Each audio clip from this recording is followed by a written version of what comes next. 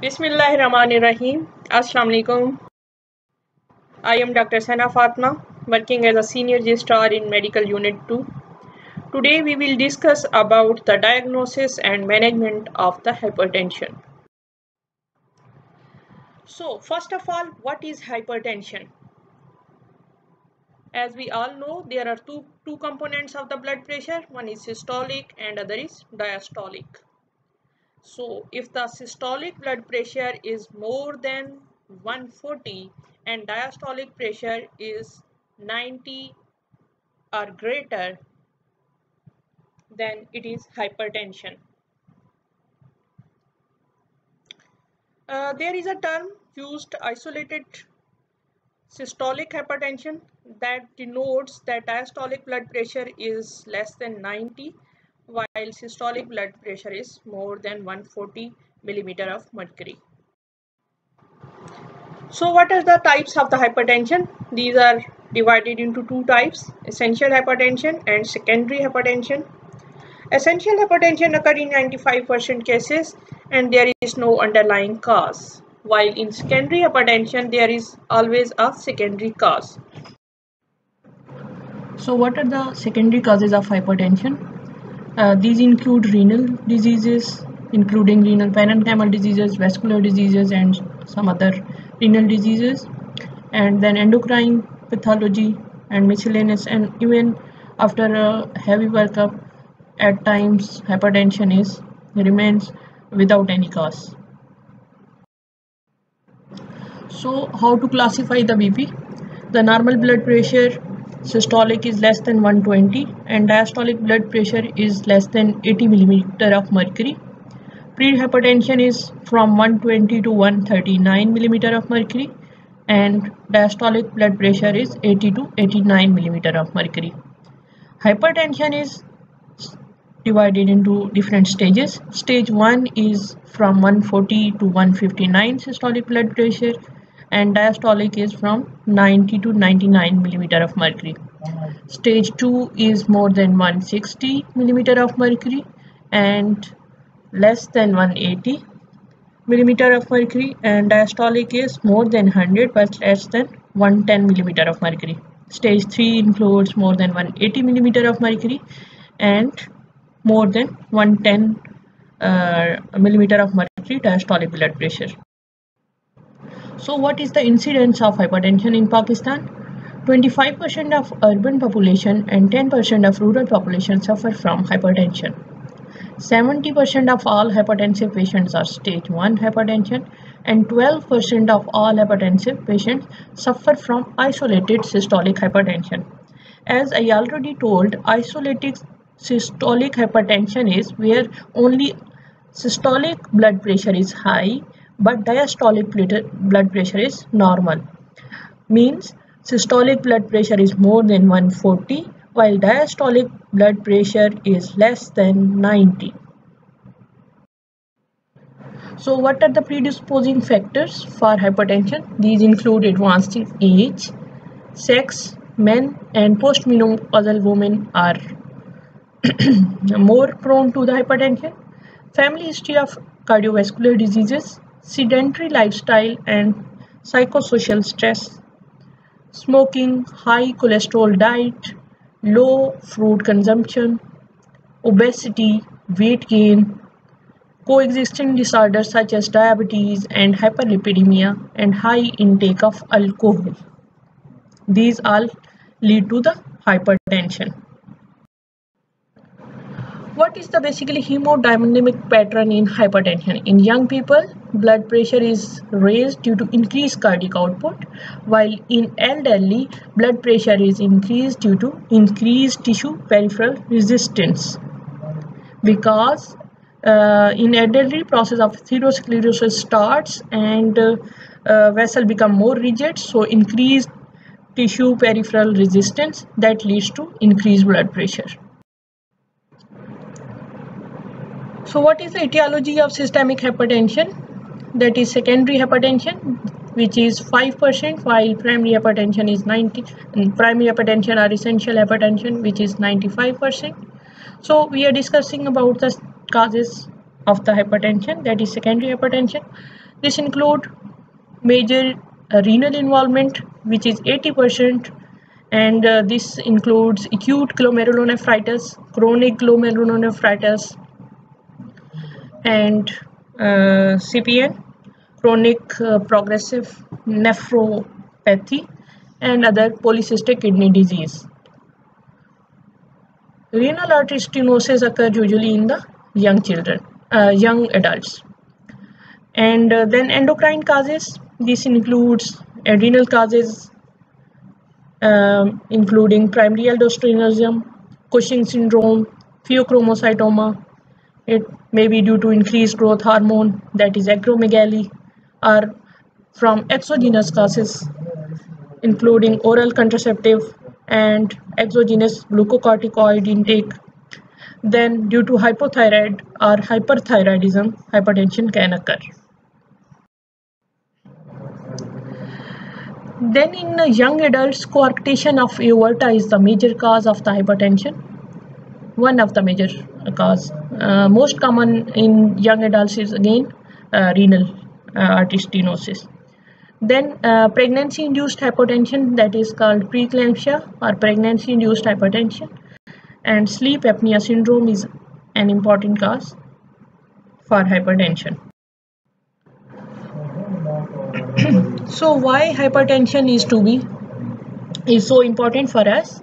Because it is one disease that leads to many other diseases like hypertension predispose patient to heart failure, left ventricular hypertrophy, myocardial infarction, coronary heart disease, hypertensive encephalopathy, cerebral hemorrhages, preeclampsia, eclampsia, strokes, chronic kidney failure, blindness, aortic aneurysm, gangrene of the lower extremities.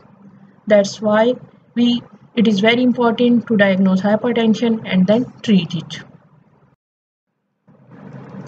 The target organ damage by hypertension, heart is affected, that left ventricular hypertrophy occurs, angina or myocardial infarction can occur, and even heart failure can occur. In brain, stroke or transient ischemic attacks occur. Hypertension leads to the chronic kidney disease. It leads to the peripheral arterial disease and hypertensive retinopathy. Cardiovascular disease risk. Blood pressure relationship to the risk of cardiovascular disease is continuous, consistent, and independent of other risk factors. So prehypertension signals the need for increased education to reduce blood pressure in order to prevent the hypertension. How to diagnose the hypertension?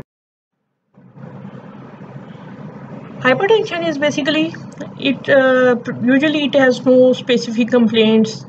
Only we come to the diagnosis by checking the blood pressure, as it has don't result usually in any manifestation though, so it is called a silent killer. However, patient may have complaints of morning occipital headache, dizziness, fatigue, and in severe hypertension, epistaxis or blood vision can occur.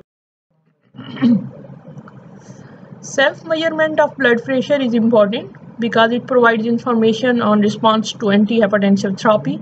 It improves adherence with the therapy and evaluating white coat hypertension. White coat hypertension is that the patient's blood pressure raise in the doctor's office, and while it is normal at all other times. So by self-measurement of blood pressure, we can rule out white coat hypertension. Home measurement of more than 135 systolic blood pressure and 85 diastolic blood pressure is generally considered to be hypertensive. Home measurement devices should be checked regularly. So how to measure blood pressure is important. Patient should be seated quietly for at least 5 minutes in a chair with feet on the floor and arms supported at heart level. An appropriate sized cuff, that is cuff bladder, circulating at least 80% of the arm. At least 2 measurements should be taken. and systolic blood pressure is the point at which the first of the two or more sound is heard. Then diastolic blood pressure is the point of disappearance of the sounds, Korotokov fifth sounds. Then ambulatory blood pressure monitoring. It is important because it gives us information about the blood pressure during daily activities and sleep, and it correlates better than the office measurement with target organ injury. What laboratory test we need when we diagnose hypertension? These include electrocardiogram, that is ECG, urine analysis, blood glucose levels, serum potassium, creatinine or the corresponding estimated GFR, and calcium. Lipid profile after 9 to 12 hour fast, that includes high density and low density lipoprotein, cholesterol and triglycerides. Optional tests are measurement of urinary albumin excretion or albumin creatinine ratio. More extensive testing for identifiable causes is not generally indicated unless the blood pressure control is not achieved. So how to treat hypertension? What are our treatment overview? These are goals of what are the goals of therapy, lifestyle modification, pharmacological treatment, algorithm for treatment hypertension, and follow-up and monitoring. So what is the goals of therapy? It is basically to reduce cardiac and renal morbidity and mortality, treat to blood pressure less than 140 by 90 millimeter of mercury, or blood pressure less than 130 by 80 millimeter of mercury in patient with diabetes or chronic kidney disease. Here the point to consider is our target is decreasing blood pressure less than 140 by 90, but if any patient is having diabetes or chronic kidney disease, our target level is decreased and it comes to less than 130 by 80 millimeter of mercury. Non-pharmacological treatment of hypertension includes avoiding harmful habits like smoking, alcohol intake, reducing salt intake and high-fat diets, lose weight if patient is obese, and regular exercise and DASH diet. DASH diet is dietary approaches to stop hypertension. This includes low-fat diet, increased vegetable, fruit intake. What are the lifestyle modification? One should lose weight if he is overweight, increase physical activity, reduced salt intake, stop smoking, limiting intake of food rich in fats and cholesterol, increase consumption of fruits and vegetables, and limit alcohol intake. If we modify only our lifestyle, then it results in reduction of the blood pressure. Only weight reduction up to 10 kg loss results in decrease in blood pressure from 5 to 20 millimeter of mercury. And with DASH diet plan, blood pressure reduces to 8 to 14 millimeter of mercury, and with only dietary sodium reduction, it comes to it is decreased to 2 to 8 millimeter of mercury, and with physical activity the blood pressure reduces to 4 to 9 millimeter of mercury, and with moderation of alcohol consumption the blood pressure reduces to 2 to 4 millimeter of mercury. What are the drugs used for hypertension? These include different classes of drugs. These include diuretics drugs, beta blockers, calcium channel blockers, alpha blockers, ACE inhibitors, and angiotensin II receptor blockers. These are few examples of these drugs and their initial dosing and usual maintenance dose. So, talking about the diuretics, this include, if we talk about hydrothiazide diuretic, it also includes loop diuretic, furosemide, and these diuretic basically act by decreasing the blood volume and cardiac output. They decrease the peripheral resistance during chronic therapy. and drug of choice in elderly hypertensive.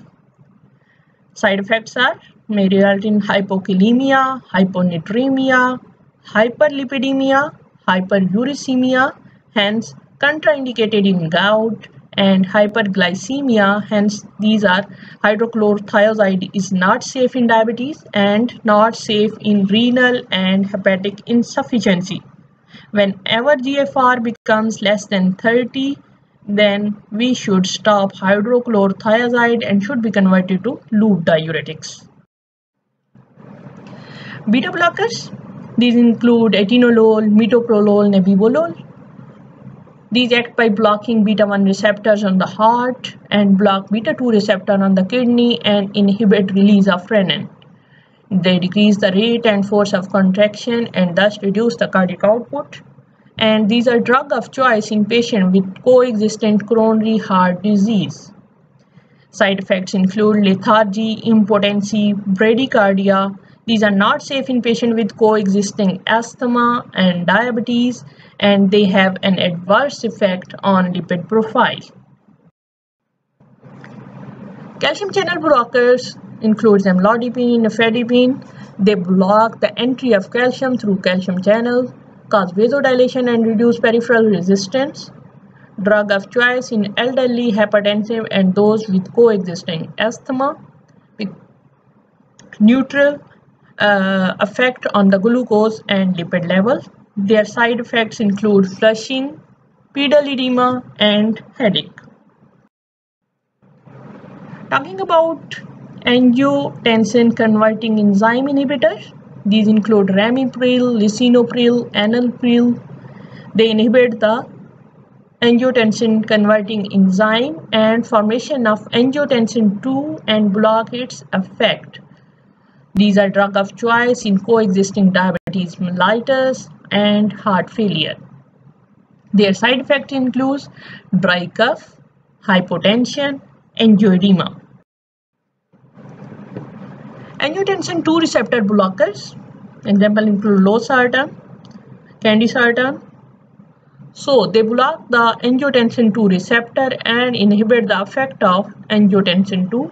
These are drug of choice in patients with coexisting diabetes mellitus. These are safer than angiotensin converting enzyme inhibitor, but their side effect is hypotension. Alpha blockers including prazosin, it blocks the alpha-1 receptor and causes vasodilation. It reduces peripheral resistance and venous return. It exerts beneficial effect on the lipid and insulin sensitivity, and it is the drug of choice in patients with coexisting benign prostate hypertrophy. But its major side effect is postural hypotension, and it should be considered in every patient where we are starting alpha blockers. So the choice of drugs in different diseases, in different conditions. In asthma, calcium channel blocker is the best tolerated drug. Beta blocker is contraindicated in asthma, and other drugs that can be used are alpha blocker, angiotensin II receptor blocker, diuretic, and ACE inhibitor. So point to be noted, in asthma patient, drug of choice is calcium channel blocker, and beta blocker should be avoided in asthma. For diabetes mellitus, ACE inhibitor or ARBs are drug of choice, and in diabetes, diuretic, especially thiazide diuretic, and beta blocker should be avoided. For high cholesterol level, alpha blocker are good, and here beta blocker and diuretics are not drug of even good choice. In elderly patient, calcium channel blocker and diuretic are best, but other medication can be started if patient blood pressure is not controlled. For benign prostatic hypertrophy, alpha blocker are the drug of choice. However, if blood pressure is not controlled, then other drugs can be added.